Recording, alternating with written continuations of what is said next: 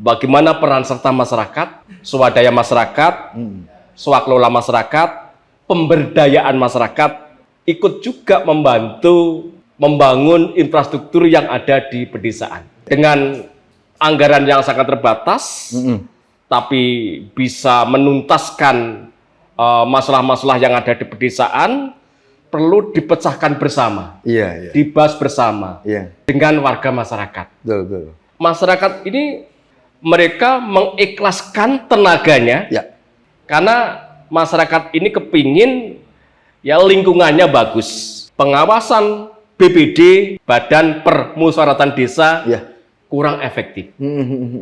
Ya, sehingga banyak kawan-kawan kami yang ada di pemerintah desa harus kesandung dengan aparat penegak hukum.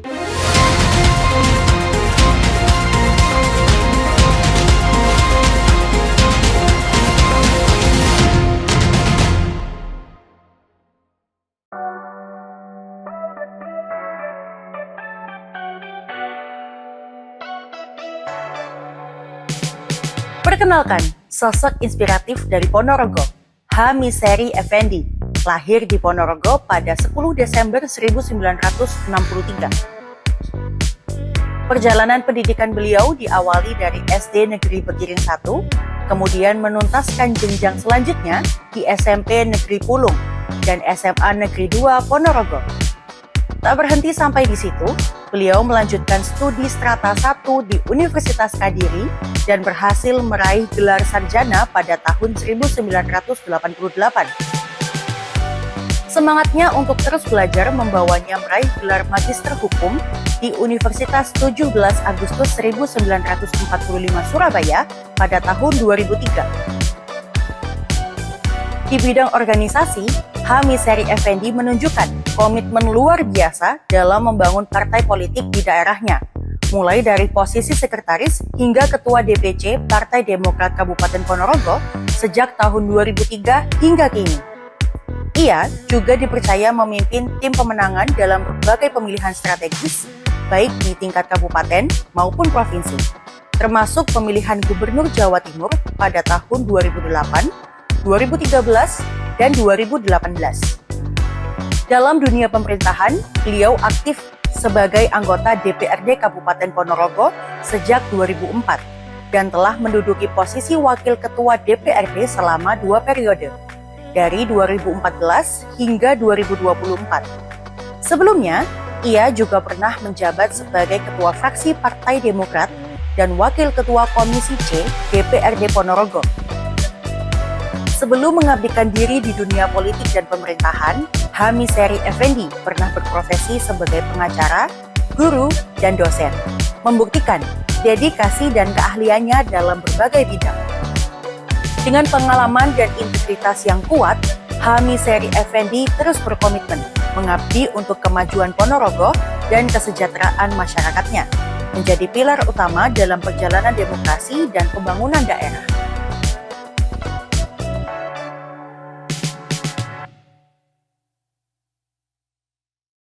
Assalamualaikum warahmatullahi wabarakatuh. Salam sejahtera bagi kita semua. Salam Om Swastiastu, Namo Buddhaya, salam kebajikan. Jumpa lagi bersama saya Randy Niko Ramanda di podcast Gebrakan Wakil Rakyat DPRD Jawa Timur. Seperti kita ketahui bahwa pemberdayaan masyarakat menjadi kunci pembangunan infrastruktur di tingkat desa. Dan tentu saja peran masyarakat ini sangat penting. Untuk tahu lebih jauh mengenai peran masyarakat ini, saya sudah bersama anggota Komisi D DPRD Jawa Timur, Pak Miseri Effendi. Langsung saja kita sapa beliau. Selamat siang, Pak. Selamat siang, Mas. Assalamualaikum warahmatullahi wabarakatuh. Waalaikumsalam warahmatullahi wabarakatuh. Pak, langsung saja saya tanya, Pak. Bagaimana sih menurut Bapak peran utama masyarakat dalam hal pembangunan infrastruktur di tingkat desa? Ya, baik. Jadi memang infrastruktur yang ada di pedesaan. Siap. Kalau kita potret, perlu ada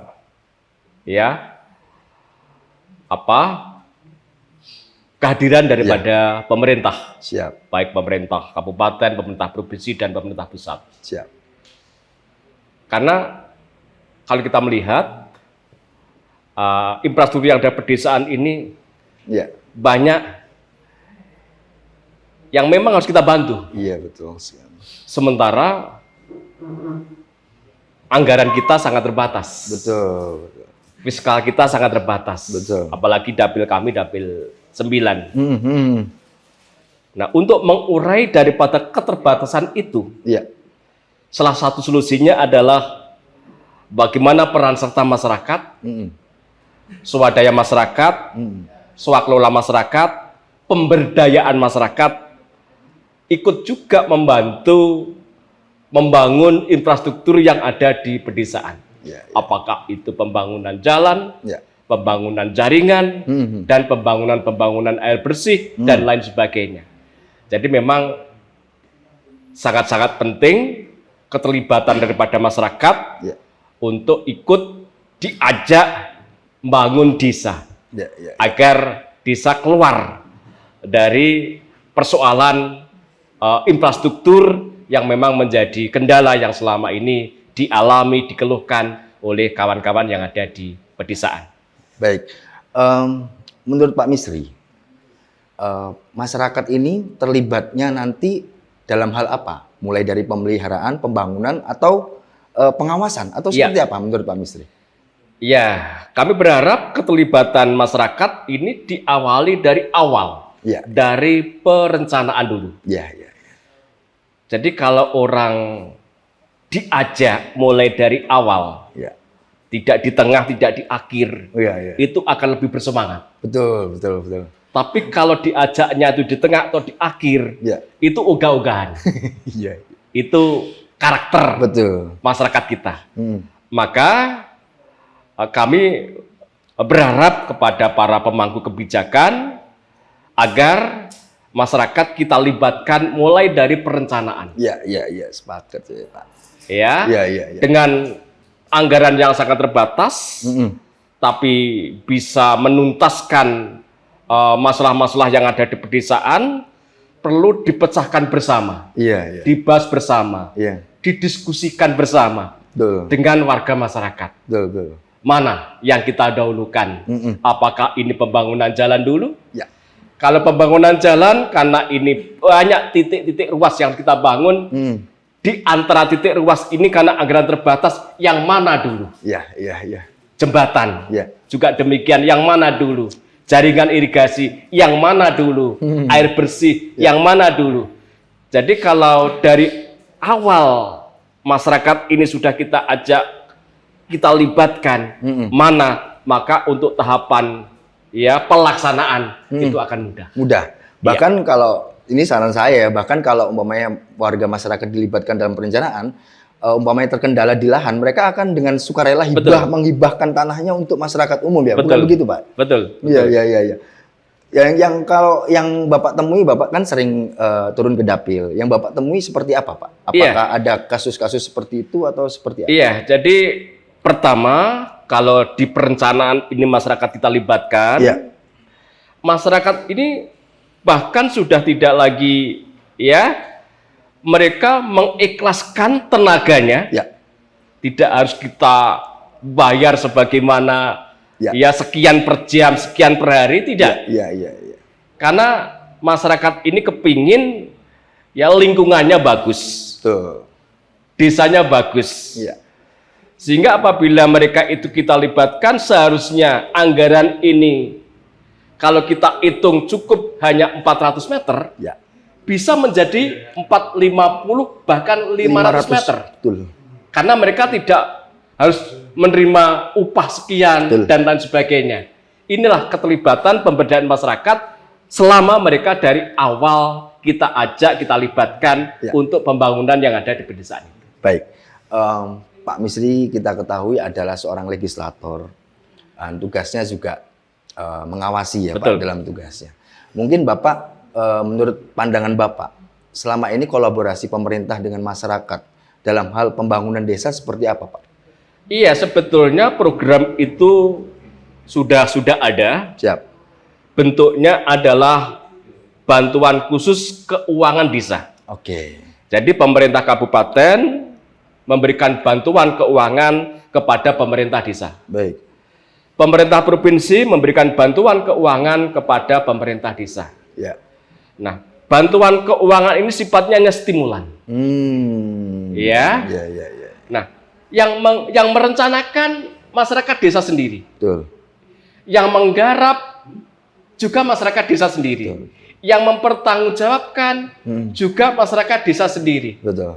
Jadi kalau pemerintah hadir memberikan stimulan bantuan, tapi yang merencanakan, yang melaksanakan, yang mempertanggungjawabkan itu masyarakat sendiri, Ya. maka hasilnya yang kami tahu sekarang ini Ya. itu lebih bagus. Alhamdulillah. Kualitas daripada bangunan itu akan lebih bagus dibanding dikerjakan oleh kontraktual.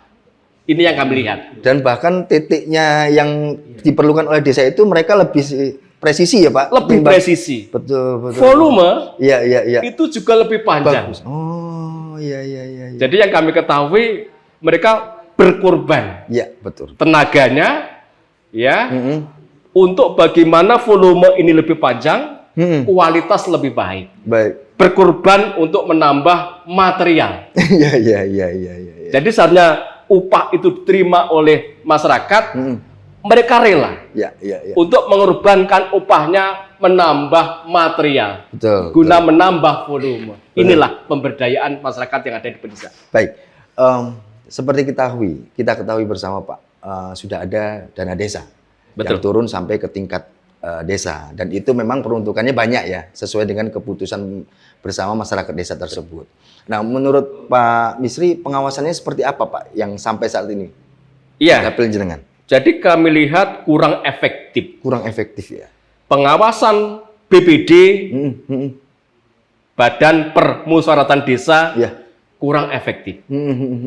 Ya, sehingga banyak yang kami ketahui, kawan-kawan kami yang ada di pemerintah desa harus kesandung dengan aparat penegak hukum. Oke.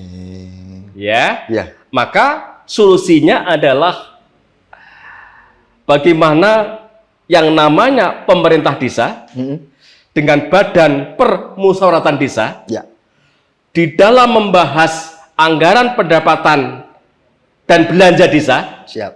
ya, itu betul-betul dilaksanakan sesuai dengan Undang-Undang Nomor 6 2014. Baik. Tidak sebatas hanya formalitas. Ya. BPD berperan sebagai lembaga yang mewakili masyarakat. Pemerintah desa juga sebagai lembaga yang mewakili pemerintah yang ada di desa. Ya. Kalau dua-duanya ini bisa ya menjalankan fungsinya masing-masing, BPD bisa menjalankan fungsinya sebagai Badan Permusyawaratan Desa, kemudian pemerintah juga bisa menjalankan fungsinya sebagai wakil yang terbawah di desa. Saya yakin keputusan yang akan dapat dihasilkan itu akan lebih baik.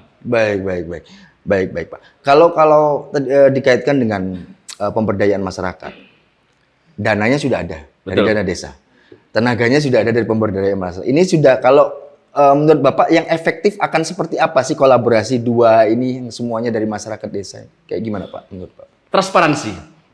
Siap. Ya.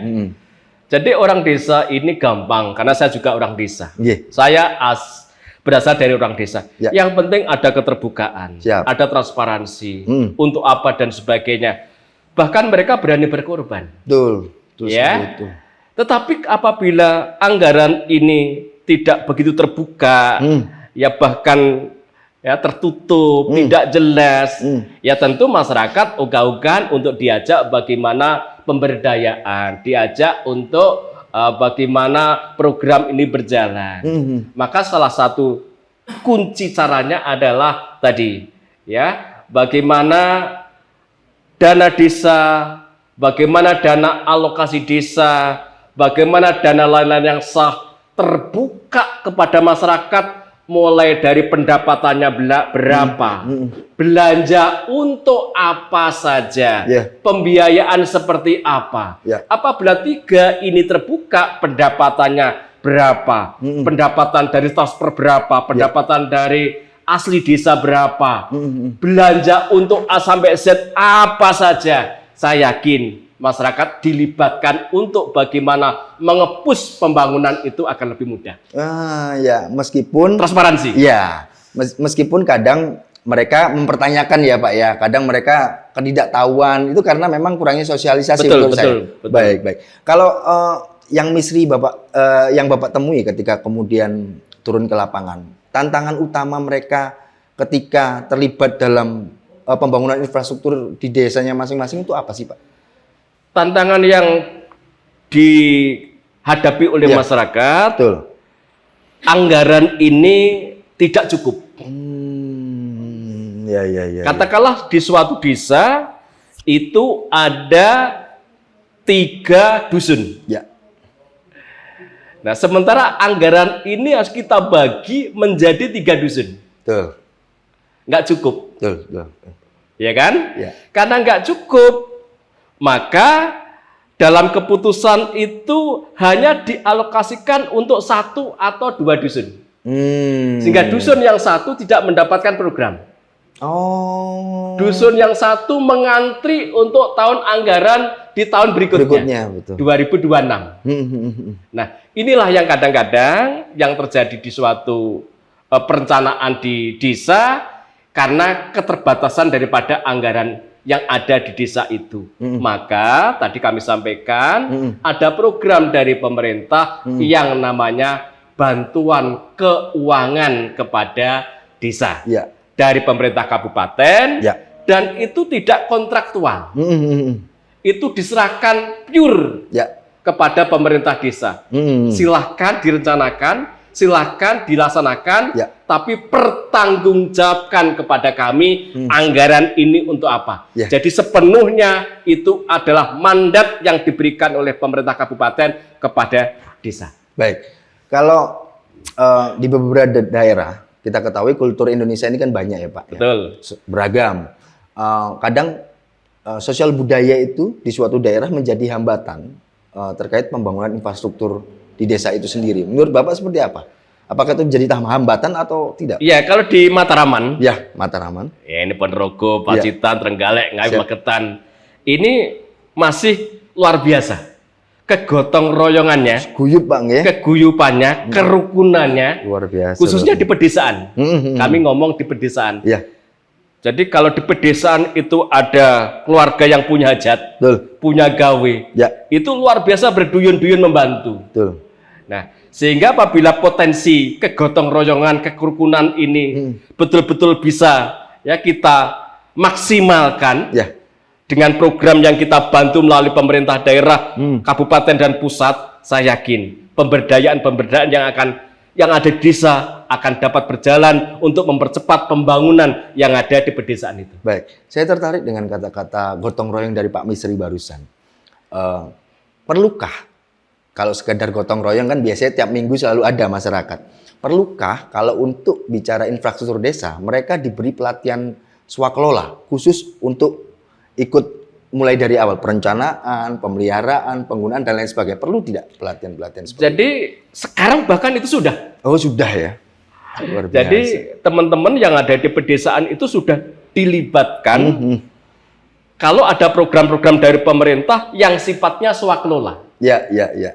Jadi nggak boleh ditangani oleh perangkat desa, nggak boleh. Swakelola ini pure oleh masyarakat. Ya. Panitia dibentuk oleh desa, monggo. Kepanitiaannya.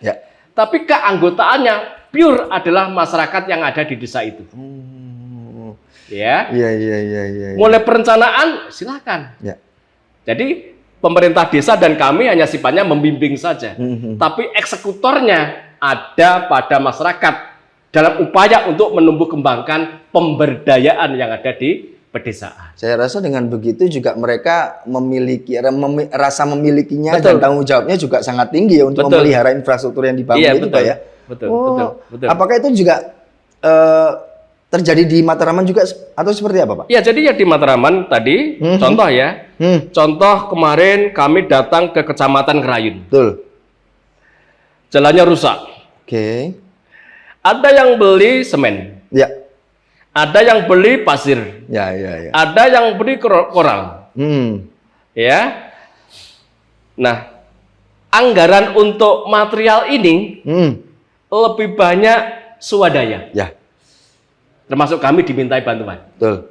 Termasuk masyarakat ya ada yang menyediakan dan sebagainya. Ini bentuk-bentuk dari pemberdayaan. Ya. Kemarin di Pacitan, Ibu Gubernur menyerahkan bantuan aspal drum. Iya. Tapi kan tidak cukup pembangunan jalan hanya aspal drum. Ya. Kan butuh koral, Ya. butuh pasir, Ya. butuh tenaga. Dari mana koral, pasir, tenaga? Pemberdayaan masyarakat. Pemerintah hadir melalui bantuan aspal Ya. drum. Ya. Jadi modal-modal yang kayak beginilah, masyarakat dilibatkan yang kayak beginilah, yang insya Allah bisa mempercepat pembangunan dan bisa keluar daripada fiskal yang dihadapi oleh masing-masing daerah karena sangat-sangat minimalis. Baik, kalau kita ngomong pemberdayaan masyarakat, kita tahu bahwa tiap daerah itu selalu punya lokal heroes, Pak ya. Betul. Perlukah orang-orang yang dianggap dalam tanda kutip mampu ini ikut membantu atau diminta ikut berpartisipasi dalam swasembada untuk meringankan fiskal tersebut untuk daerahnya sendiri? Perlu tidak? Sudah Sudah dilakukan. di Ya? Ponorogo, di Pacitan kan sudah. Wow. Jadi saudara-saudara kami Ya. yang bekerja di luar negeri, Wah, TKW maksudnya? TKW, TKI, ya, apakah itu di Jepang, Ya. apa di Korea, apa Baik. di Taiwan, apa di Hong Kong, apa di Malaysia, apa di Singapura, itu memberikan kontribusinya, membantu untuk ya material yang memang dibutuhkan oleh lingkungan, Ya. oleh masyarakat, oleh desa, ya, yang tadi kami sampaikan, ini harus ada semen, ini harus ada pasir, ini harus ada koral, dan lain sebagainya. Ya. Sebagian daripada anggaran itu adalah partisipasi dari saudara-saudara kami yang menjadi tenaga-tenaga kerja Ya. yang ada di luar negeri. Terima kasih tentu kami sebagai wakil rakyat atas partisipasi kawan-kawan yang ada di luar negeri. Baik, kita masyarakat tentu banyak golongannya, Pak. Umurnya juga beragam. Kita bicara mengenai generasi muda dulu. Di mana nantinya mereka ini dilibatkan dalam pembangunan infrastruktur, di non infrastruktur atau dalam teknisnya untuk generasi muda menurut Pak Misri? Iya, jadi memang harus kita bagi ya. Ya, Ya, karena mereka punya potensi, punya SDM yang tidak sama. siap. Mereka yang punya SDM di bidang teknis ya tentu kita letakkan ke sana. Siap. Mereka yang punya SDM desain ya kita tempatkan di sana. Mereka yang punya background terkait dengan terkait dengan pembangunan yang ada di itu ya kita tempatkan di situ. Ya. Jadi apabila potensi-potensi anak muda ini ya kita gali sesuai dengan bidangnya masing-masing, ya saya yakin ya potensi ini akan mempercepat pemberdayaan yang ada di masyarakat desa. Ya sesuai dengan bidang masing-masing. Sesuai bidang masing-masing. Iya. Kita ketahui bahwa anak muda dari Ponorogo ini jebolan kuliahnya juga nggak main-main loh, Pak. Betul. Banyak sekali lulusannya. Tapi ketika kemudian mereka ditawari misal, ayo dong balik ke Ponorogo, mereka kesannya ogah-ogahan. Nah, menurut Pak Misri, bagaimana sih cara kita, pemerintah atau legislator menarik minat mereka supaya mau membangun daerahnya? Seperti apa, Pak? Pertama, potensi-potensi yang ada pada ya adik-adik kami yang jebolan-jebolan universitas ternama, Betul. unggulan yang ada di Indonesia. Iya. Ya, harus kita rangkul. Iya.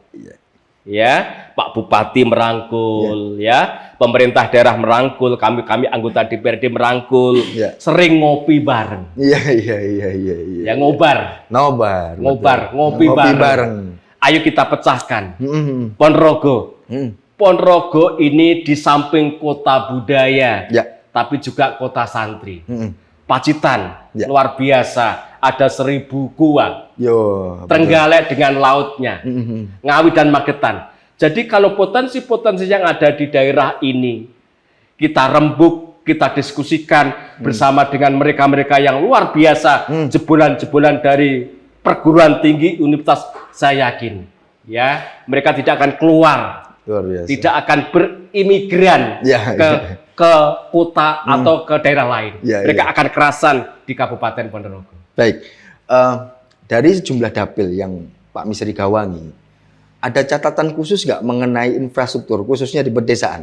Misal jalannya atau jembatannya atau apa? Keluhan-keluhan yang masuk ke Banyak Pak sekali. Misri seperti apa, Pak? Banyak sekali. Gimana itu? Mengapa banyak? Karena kami ini ya 24 jam. Ya, betul. Bisa dicek di IG saya, Ya, di Facebook saya, di TikTok saya, ya. rumah saya kebuka. Luar biasa. Bukan nanti 2029. Ya. Tapi sejak kami mendapatkan mandat dipilih mewakili Ponorogo, Pacitan, Trenggalek, Ngawi, Magetan, maka kami terbuka bagaimana masyarakat menyampaikan aspirasinya, keluhannya kepada kami. Dan setelah itu kami turun langsung melihat. Kami sudah datang ke Pacitan beberapa kali, Ya. ke Trenggalek beberapa kali, ke Ponorogo beberapa kali, ke Magetan, dan juga ke Ngawi. Ya. Setelah kami bersafari di 5 kabupaten ini, Ya. untuk jalan nasional mantap, Mantap. untuk jalan provinsi mantap, Oke. untuk jalan kabupaten dan jalan desa, Desa. kurang mantap. Banyak yang rusak, Oh. banyak yang bergelombang, banyak yang sudah amburadul, banyak yang harus segera kita bangun guna mempercepat pertumbuhan ekonomi, roda perputaran keuangan Betul, yang betul. ada di Dapil 9. Betul, betul. Mengapa kok sampai rusak, amburadul dan sebagainya? Lagi-lagi ya, kemampuan anggaran Ya. 5 daerah ini menggantungkan kepada pemerintah pusat. Ya, Dana alokasi umum, dana alokasi khusus, dana lain-lain yang sah, 5 daerah ini masih menggantungkan kepada pemerintah pusat. Pemerintah daerah rata-rata hanya memberikan kontribusi dalam pendapatan ya pada kisaran 10, 15 sampai 20% saja Ya. dari pendapatan total yang ada di masing-masing daerah. Artinya, kalau pusat tidak mentransfer kepada kabupaten kota yang ada di Dapil 9 ini, praktis tidak bisa membangun jalan kabupaten, tidak bisa membangun jalan desa, karena uangnya habis untuk belanja pegawai. 50-60%, Wah. ditambah belanja pendidikan 20%, mandatory spending, ditambah kesehatan 10%, sementara perintah undang-undang infrastruktur 40%, uangnya nggak ada. Makanya kemarin Kabupaten Ponorogo mengajukan pinjaman kepada Bank Jatim untuk membangun jalan-jalan yang memang oleh masyarakat sangat dibutuhkan.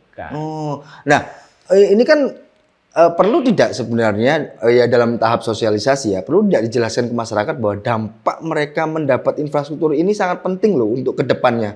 Menurut Pak Misri seperti Iya, apa? setiap kami datang, kami reses, kami kunjungan dapil, kami diundang, semua kami sampaikan terkait dengan pentingnya infrastruktur, jalan, jembatan, jaringan, dan lain sebagainya. Dan ini uang rakyat, uang panjenengan, APBD, APBN ini uang panjenengan.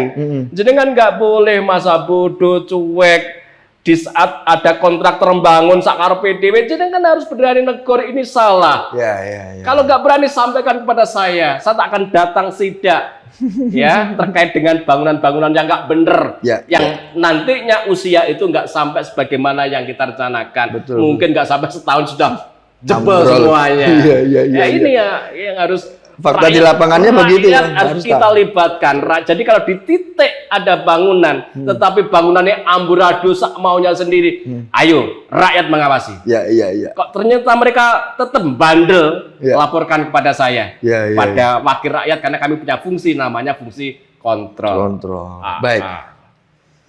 Dari penjelasan Pak Misri tadi saya nangkep bahwa kita dihadapkan fakta bahwa kita sangat tergantung dengan dana-dana dari pemerintah pusat.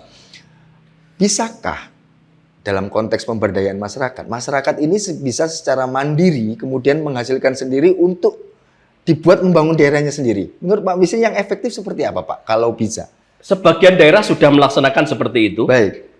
mereka membangun destinasi wisata. Iya. Tapi tidak ada campur tangan dari uang pemerintah, nggak ada. Oh. Mereka bangun destinasi itu lebih kepada swadaya, Iya. swakelola, patungan, cancelengan, dan mereka bisa, ya karena sudah usul di Musrenbang tahun ini, sudah beberapa kali usul, katanya 2, 3, 4, 5, 6, 7 kali, tapi hingga 7, 6, 5, 4 kali nggak juga ada bukti, nggak ada realisasi. Maka mereka akhirnya cancelengan tadi. Potensi yang ada teman-teman di luar negeri, ayo. Iya. Potensi kawan-kawan yang menjadi pengusaha-pengusaha di Jakarta, di kota-kota besar, ayo. Potensi mereka dikumpulin semua, akhirnya ya alhamdulillah. Mereka sudah punya tumbuh kesadaran untuk membangun lingkungannya, membangun desanya, membangun daerahnya dengan cara tadi pemberdayaan. Baik. Selain warga, perlu tidak organisasi masyarakat yang di Ponorogo atau di dapilnya Pak Misri tentu banyak kan. Perlu tidak ini dilibatkan juga dalam hal percepatan pembangunan infrastruktur di daerah? Sepanjang arah dan tujuan itu untuk goalnya pemberdayaan, untuk goalnya pembangunan, ya semua siapapun elemen harus kita libatkan. Tetapi kalau kemudian nyerimpeti, ya kan? Bukan bagaimana ya program ini berjalan dengan mulusnya, dengan lancarnya, tapi malah nyerimpeti. Ya tentu yang nyerimpeti ini ya harus kita tadi rumusnya ngopi bareng. Ini untuk desa kita, untuk lingkungan kita, untuk anak cucu kita. Sehingga kalau kita nanti meninggal, kita punya legacy. Jangan sampai kita meninggal disalahkan gara-gara kita. Sejauh mana sih Pak DPRD Jatim memberi ruang kepada masyarakat agar berpartisipasi aktif dalam perencanaan pembangunan infrastruktur di desa? Sangat luas sekali. Kami buka ruang yang sangat lebar sekali. Ya, melalui pintu apa? Ya tadi, kalau dari kami melalui pintu reses. Silakan. Aspirasi-aspirasi yang mungkin selama ini jenengan rasakan apa pada kami. Jalan monggo. Bahkan dari aspirasi itu sekarang kami sudah bisa membantu. Banyak yang di Dapil 9 ini belum menikmati air bersih. Bayangin. Ini sudah merdeka dan alhamdulillah sudah ke 80 tahun, tapi masyarakatnya belum menikmati kebutuhan dasar yang namanya air bersih.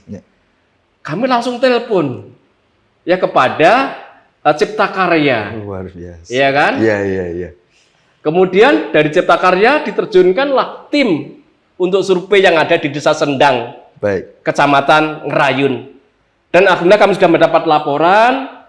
Ya, pembangunan itu sudah selesai, sekarang sudah bisa dirasakan terkait dengan air bersih. Itu hasil daripada aspirasi. Kemudian kami datang ke sana. Suren, itu Trenggalek. Perbatasan dengan Soko, Kecamatan Soko. Ternyata jalannya masih tanah. Jadi ini masih tanah. Kalau hujan ya sudah. Becek sekali. Karu-karuan. Kami telepon juga Cipta Karya. Di survei. Ini sudah WA masuk ke saya. Ya, sudah dibangun papingisasi. Pemberdayaan. Saat ini ya? Iya, sudah selesai. Luar biasa loh. Papingisasi. Dan beberapa daerah yang ada di Pacitan, Arjosari, Purwantoro. Ya, bagaimana jalan ini dibangun karena ini provinsi yang semula stagnan, sekarang lebar. Anggaran hampir 21 sekian miliar. Kemudian ada juga jalan yang hampir 2-3 tahun longsor tidak kebangun. Yang ada di Selaung itu. Datang ke saya, sekarang udah kebangun. Luar biasa. Lospati, Magetan. Sudah direncanakan, di kiri kanan sudah ditebangi, pohon-pohon, nggak kebangun-bangun. Sekarang sudah kebangun. Ya kalau nggak salah 32 miliar. Inilah pentingnya bagaimana kalau kita reses, betul-betul dimanfaatkan. Tapi setelah kami menerima, jangan kemudian ya kita tidak berjuang di sana. Harus kita perjuangkan di saat rapat-rapat terkait dengan anggaran pendapatan dan belanja daerah. Baik Pak Misri, sebelum saya tutup, saya mohon izin ke Pak Misri untuk menyampaikan pesan, harapan kepada khususnya masyarakat di dapilnya Bapak untuk ikut berperan aktif dalam pembangunan infrastruktur di daerahnya masing-masing. Monggo langsung ke Iya. kamera Bapak. Bersatu kita teguh. Bercerai kita runtuh. Guyub agawe santoso. Serah agawe bubrah. Apabila Dapil 9 desanya kepengen maju, lingkungannya kepengen baik, kuncinya adalah menjaga persatuan dan kesatuan. Guyub rukun. Karena ini kekuatan untuk membangun bagaimana desa dan lingkungan itu bisa kita wariskan kepada anak cucu. Baik.